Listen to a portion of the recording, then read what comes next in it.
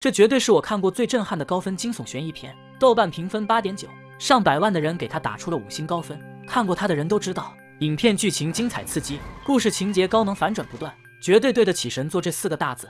好了，影片开始。这天晚上下着一场暴雨，在一个偏僻的汽车旅馆里，老板一边喝酒一边看着电视。突然，一个男人抱着一个浑身是血的女人走了进来。男人声称刚刚他们发生了车祸。原来1个小时前，眼镜男正开着车带着老婆和孩子出去旅游，因为暴雨视线不好，车子不知道压到什么东西，瞬间爆胎停在了路边。随后眼镜男下车查看，发现扎坏车胎的居然是一只高跟鞋。说来也巧，这只高跟鞋是前面路过此地的一个女司机不小心弄掉的。女司机名叫小美，是一个妓女。她在翻包寻找东西时，高跟鞋被瞬间吹飞，掉落在了公路上。事情的真相就是这样。眼镜男拿出备胎进行更换，他的老婆站在旁边帮忙撑着伞。换好之后，老婆查看了一下车里的孩子，确定没有任何问题，正准备出发时，突然间意外又发生了，一辆车子疾驰而来，老婆被直接撞飞，躺在了血泊之中。肇事司机连忙下车查看，由于这偏僻的地方手机没信号，怎么都拨打不通急救中心的电话，于是几人便开着车来到了最近的汽车旅馆。随后就有了开头的那一幕。肇事司机名叫小帅，以前是一名警察，现在当着一个过气女明星的保安兼司机。车祸发生前，过气女明星一直不耐烦地要求他在包里寻找充电宝，然而正是因为如此，小帅才一时分神撞到了人。画面一转，几人来到旅馆，老板看到这一幕也瞬间慌了神，起身就用座机拨打急救电话，可不知道什么情况，座机也莫名其妙的一直打不通。原来这是因为几分钟前，小美开着敞篷跑车路过了一段被大水淹没的道路时，车子无法继续前行，于是他开车掉头准备返回，却一不小心撞到了一根电线杆，电话线也因此受到了损坏，急救电话拨打不通，那只能另想办法。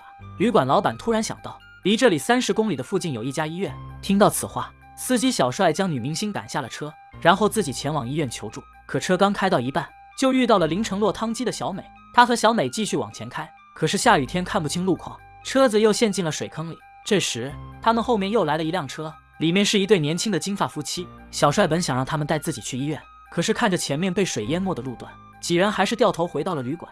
随后小帅给车祸受害者简单的处理了一下伤口。此时又有一辆车停在了旅馆门口，下车的是2个人高马大的壮汉，一个警察带着一个杀人犯。因为车没油了，加之雨下的又大，警察只好带着犯人暂住在旅馆。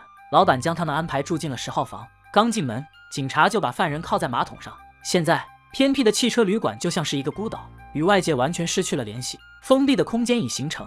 狼人杀正式开始，参与的人员有偷偷摸摸的旅馆老板，正在救治妻子的丈夫和司机小帅，房间里睡不着觉的金发夫妻，随身携带大量现金的妓女小美，正在卸手铐的犯人和衣服沾有血迹的警察，最后是独自外出寻找手机信号的女明星。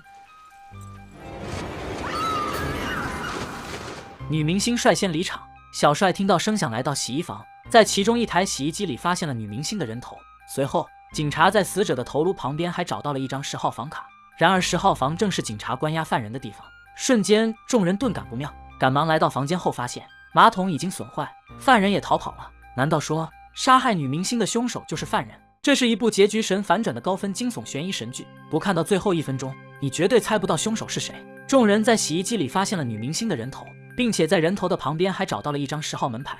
随后经过调查发现，住在10号房的犯人已经破窗逃跑，因此旅馆老板认为杀人凶手就是已经逃走的犯人。说完，警察和小帅决定出去寻找犯人，让其他人留在屋里。然而就在这时，金发女突然情绪崩溃，声称她想离开这里，可是她的老公金发男却表示外面更加的危险，而且金发女现在怀有身孕，外面正下着暴雨，更不可能出去了。一听到金发男用这个理由阻止自己，金发女就气愤地说出了实情：我根本就没有怀孕，那些都是骗你的，之所以骗你，是因为前段时间我的闺蜜看到你和别的女人搞在了一起。说完，金发女冲进厕所把门锁上，嚎啕大哭了起来，任由外面的男人在疯狂砸门。就这样过了一会儿，外边突然没了动静，金发女正准备开门查看情况，突然间一个拿着刀的黑影朝她冲了过来，吓得她连忙跳窗逃跑。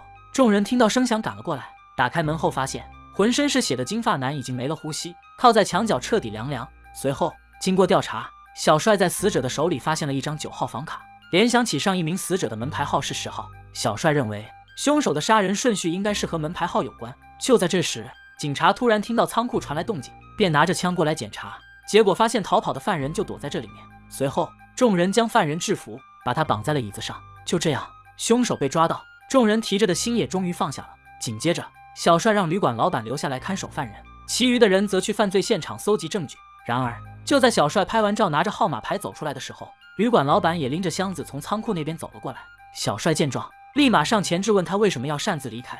老板支支吾吾的不敢回答。这时，警察跑到仓库，不知看到了什么，出来愤怒地抓住老板的衣领，把他拖到了里面。随后，众人便看到了这恐怖的画面。只见犯人的嘴里插着一根棒球棍，脚下赫然放着一张8号房卡。此事一出，众人又开始紧张起来。难道说死掉的犯人并不是真正的凶手？看着棒球棍，警察坚信这一切都是老板所为，于是抓住他不放。争执中，老板的身上掉下来一个钱包，小帅捡起来一看，发现竟然是女明星的。这下老板是跳进黄河也洗不清了。众人表示，这就是一家黑店，专门干一些谋财害命之事。老板一看解释不了了，直接掏出刀控制住旁边的小美以作筹码，要挟众人离开。可小美也不是吃素的，她找准机会，脑袋往后一顶，直接把老板干出去几米远。随后，小美起身无意间拉到了冰箱门，前方高能，一具冰冻的尸体从冰箱里掉了出来，把小美吓惨了。随后，小帅将小美拉起，旅馆老板也在这时趁乱逃了出去。紧接着，老板来到卡车上，一脚油门就往外面冲。失去理智的他没看到前面站着一个小男孩。危急时刻，父亲看到了，他大喊一声就往孩子那里扑去。然而听到声音后，孩子躲了过去，但是父亲却被皮卡车撞到了墙上，直接命丧当场。随后，老板被众人拖下车绑了起来。这时，他才向众人坦白，原来他不是真正的旅馆老板，在来到这里之前，他是一个赌鬼。上个月，他输了个精光后来到这里，准备偷点钱用用，结果发现这里的老板已经死了。然而，恰好这时刚好有人来住店，客人错把他当成了旅馆的老板，于是他灵机一动就给对方开了间房，收了30美元。后来，他就以老板的身份在这里住下了。至于老板的尸体，因为没时间处理，他就先放在了冰箱里。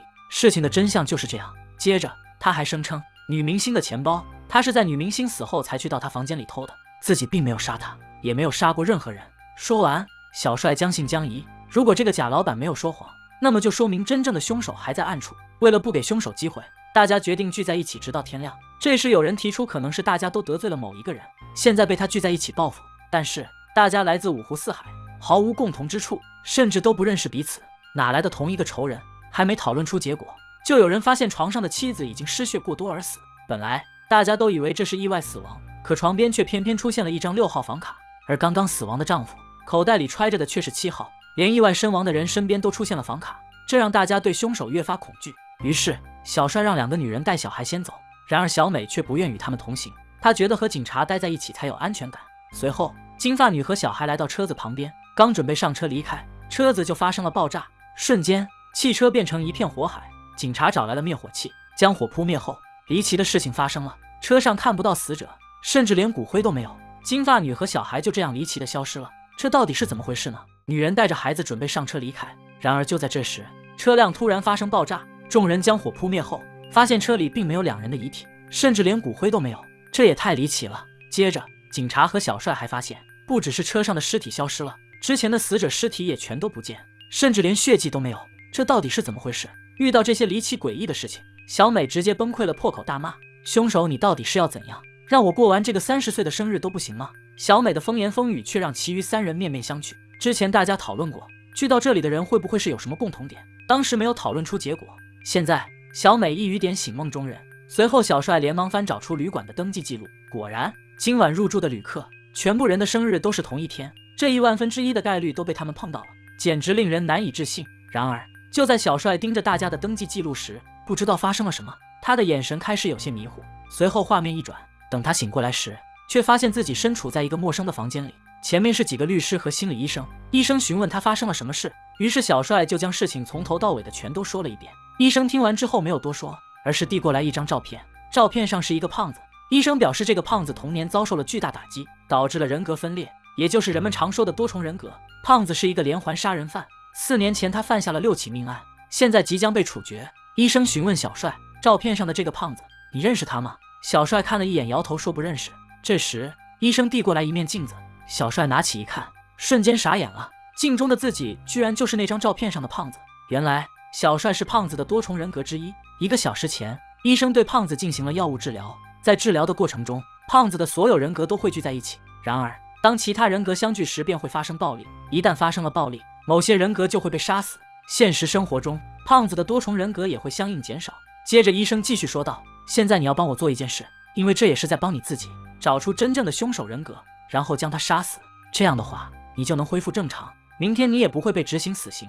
恍惚之中，小帅再次回到了旅馆附近。此时电箱被雷给劈坏了，房间里漆黑一片，警察和旅馆老板正在修电箱。小美本想开警察的车一走了之，结果在翻找钥匙时意外发现了2张逮捕令，上面的照片居然就是今晚出现的犯人和警察。原来这2个犯人在路上杀了押送他们的警察后，把尸体藏在了后备箱里。接着其中一个犯人换上了警察的衣服，装作押送犯人的样子来到了旅馆。事情就是这样，看来假警察就是真正的凶手。知道真相后，小美本想拿着逮捕令将这个消息偷偷告诉老板和小帅，可刚进屋就被假警察给堵住了。看到小美惊慌失措的样子，他也明白了自己的真实身份已经暴露，便直接逼问小美车钥匙在哪。幸好这时旅馆老板出现，拿着灭火器2下就把假警察砸晕在地。就在老板以为搞定了，准备去拿他的枪时，假警察突然醒来，随后一枪直接干掉了老板。小美被吓得撒腿就跑。就在这危急关头，小帅回来了，他已经明白了所有的一切，二话不说掏出手枪就来到了假警察的面前。最后伴随着2声枪响，2人同归于尽。现在所有人格只留下了小美。临死前，小帅看着小美说道：我看到了你在果园里照顾果树的画面。唯一知道真相的小帅明白，善良的小美不可能会是胖子的杀人人格，也就是说，只有留下小美这个人格，就能让胖子免于死刑。这一切也确实如他所想。第二天，小美开车离开了旅馆，胖子也从死刑改为了死缓，并且还被送去了精神病院疗养。随后没过多久，小美承包了一个果园，果园内硕果累累，一副美好的景象。可就在这时，最强反转来了。当小美蹲下身给果树松土施肥的时候，却意外地挖出了那个熟悉的号码牌。